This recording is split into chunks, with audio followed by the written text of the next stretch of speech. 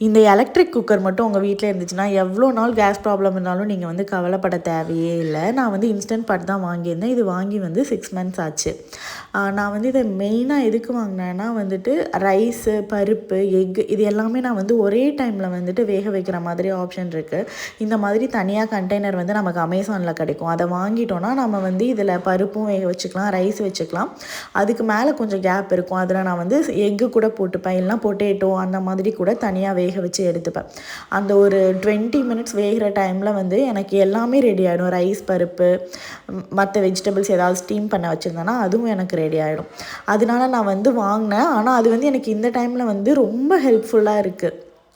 1 month வர case வந்து 2 months ஒரு 35 to 60 டேஸ்க்கு மேலேயே வந்து எனக்கு வருது. அதனால் வந்துட்டு இது ரொம்ப கம்ஃபர்டபுளாக இருக்குது இந்த டைமில். இன்றைக்கி வந்துட்டு வெஜ்ஜில் போயிட்டோம். நாங்கள் சாம்பார் வச்சு வெண்டைக்காய் பொரியல் வச்சு எங்களோட லஞ்சை வந்து எப்படியோ ஓட்டியாச்சு, நான்வெஜ் இல்லாமல்.